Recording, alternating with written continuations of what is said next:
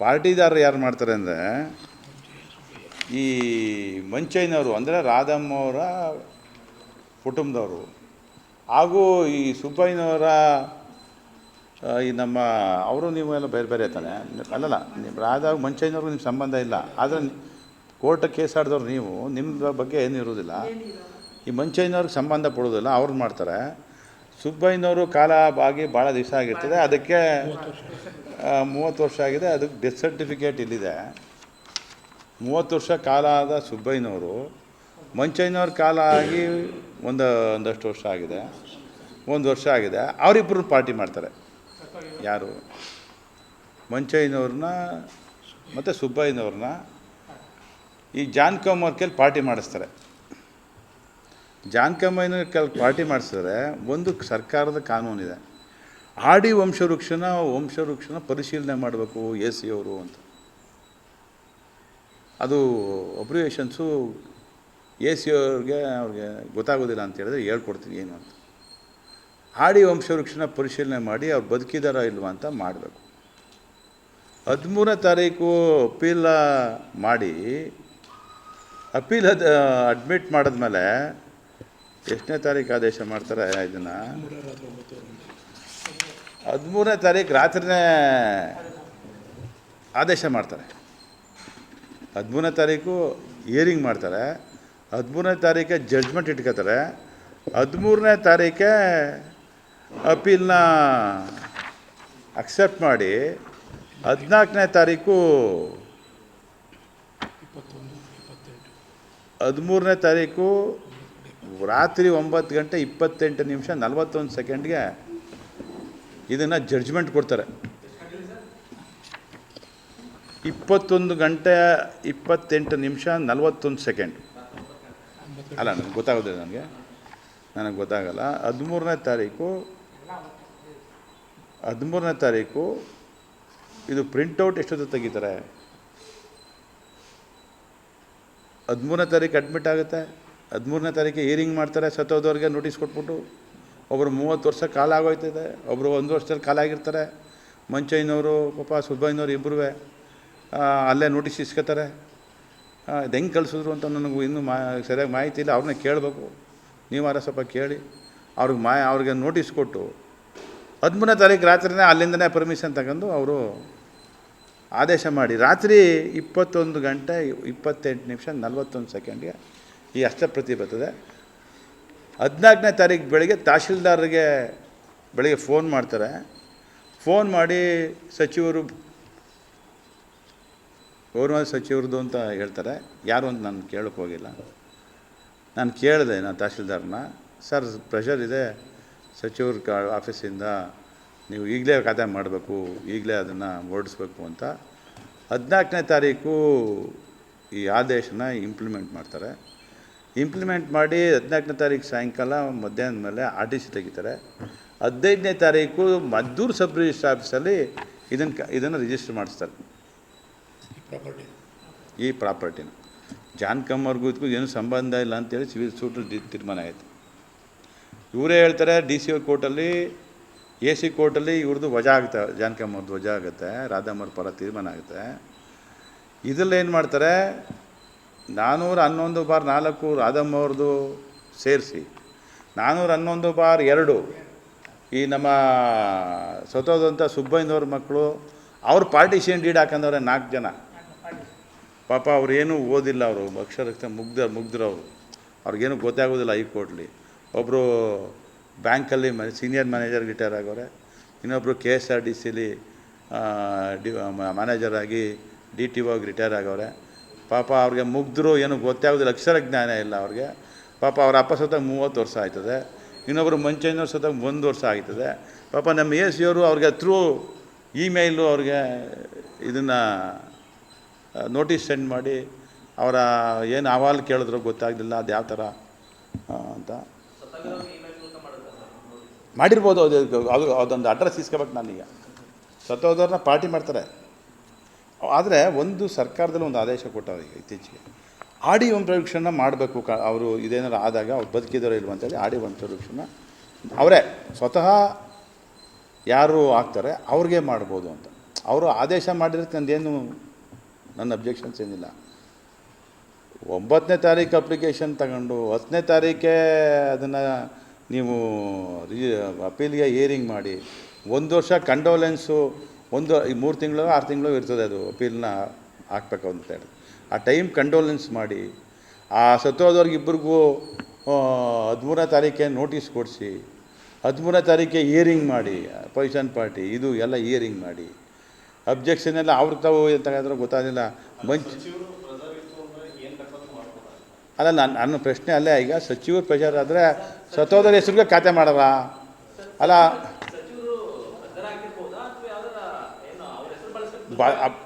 ನಾನು ಕೇಳಿದಾಗ ಸಚಿವರು ಅಂತ ಅವ್ರ ಹೆಸರು ಹೇಳೋರೆ ಅವ್ರು ಯಾರು ಪಾಪ ನಮ್ಮ ತಹಸೀಲ್ದಾರ್ಗೆ ಯಾವ ಸಚಿವರು ಫೋನ್ ಮಾಡಿಲ್ಲ.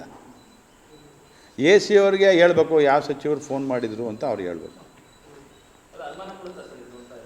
ಇಲ್ಲ ಸಚಿವರ ಹೆಸರು ದುರುಪಯೋಗ ಪಡಿಸ್ಕೊಂಡಿರ್ಬೋದು.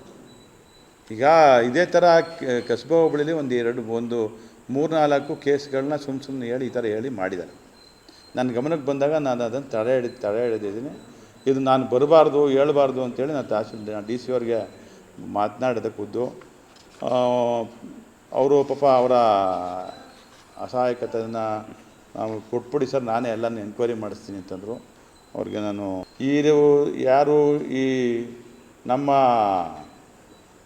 ಪಾಂಡುಪುರ ವಿಭಾಗಾಧಿಕಾರಿಗಳು ಹೊಸಬ್ರು ಶ್ರೀನಿವಾಸ್ ಗೌಡರು ಅವರ ಅಧಿಕಾರಕ್ಕೆ ವಹಿಸ್ಕೊಂಡ ಮೇಲೆ AC ಆಗಿ ಬಂದ ಮೇಲೆ ಇತ್ತೀಚಿನವರೆಗೆ ಯಾವ್ಯಾವ ಆದೇಶವನ್ನು ಕೋರ್ಟಲ್ಲಿ ಮಾಡಿದ್ದಾರೆ ಅವೆಲ್ಲವನ್ನು ಮರುಪರಿಶೀಲನೆ ಮಾಡಬೇಕು ಅಂತ ಒತ್ತಾಯ ಮಾಡ್ತಾನೆ.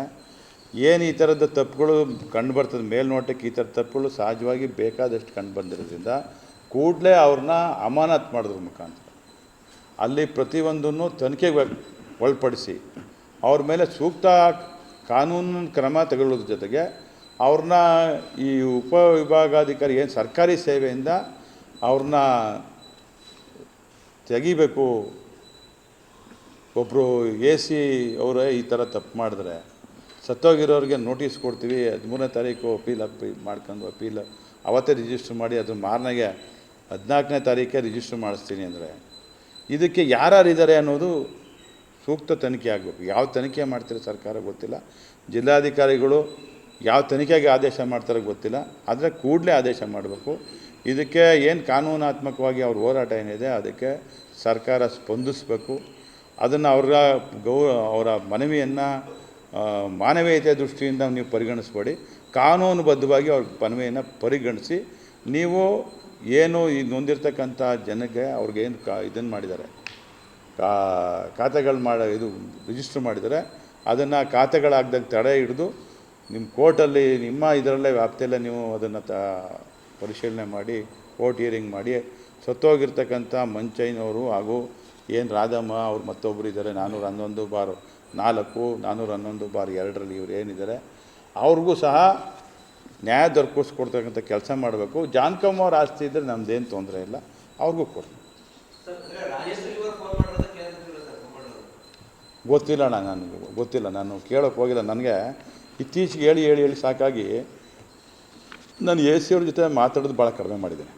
ಮಾತಾಡ್ತಾ ಇಲ್ಲ ಅಂತಲ್ಲ, ಬೇರೆ ವಿಚಾರಗಳಿಗೆ ಮಾತಾಡ್ತಾನೆ. ಆದರೆ ಅವ್ರಿಗೆ ಪುರ್ಸೊತ್ತಿರೋದಿಲ್ಲ. ಶ್ರೀರಂಗಪಟ್ಟಣ ಅಂದರೆ ಅವ್ರಿಗೆ ಅಲರ್ಜಿ.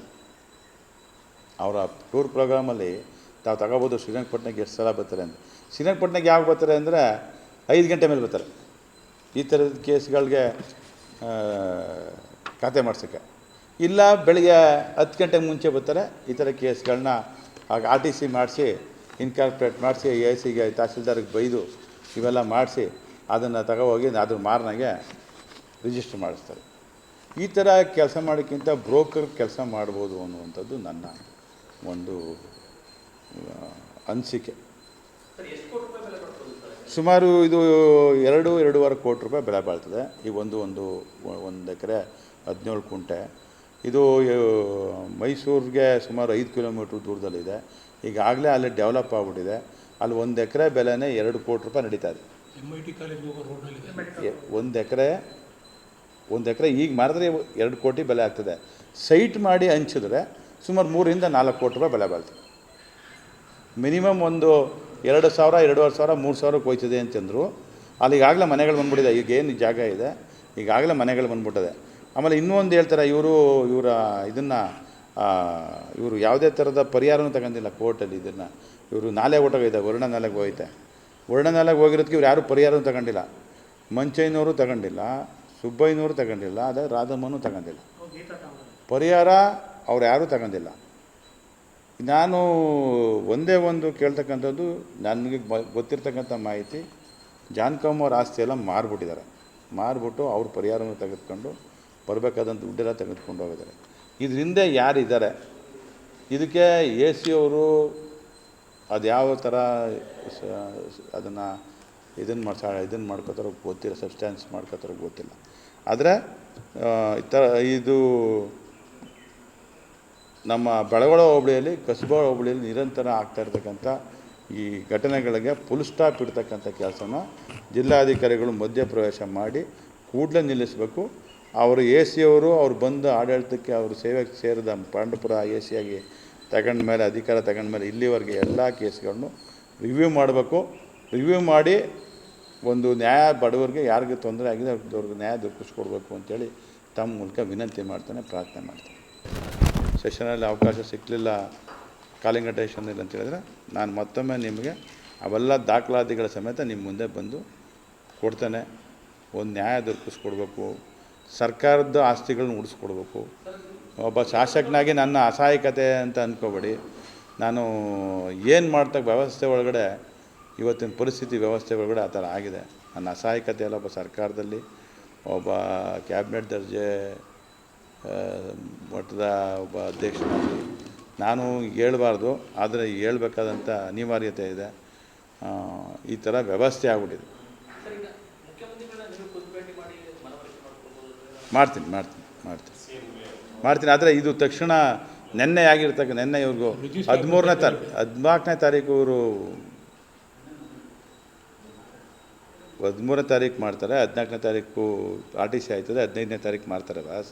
16ರಿಂದ ನಮ್ಮ AC ಡೆಲ್ಲಿಗೆ ಹೊಡೈತಾರೆ, ಬೀಗ ಹಾಕೊಂಡು ಹೋಗಿದ್ದಾರೆ, ಫೈಲು ಒಳಗೆ ಇಟ್ಕೊಂಡು. 16ನೇ ತಾರೀಕು ಇವ್ರಿಗೆ ಏನೂ ಮಾಹಿತಿ ಸಿಗೋದಿಲ್ಲ, ಇವ್ರಿಗೆ ಯಾವುದು ಮಾಹಿತಿ ಕೊಡೋದಿಲ್ಲ.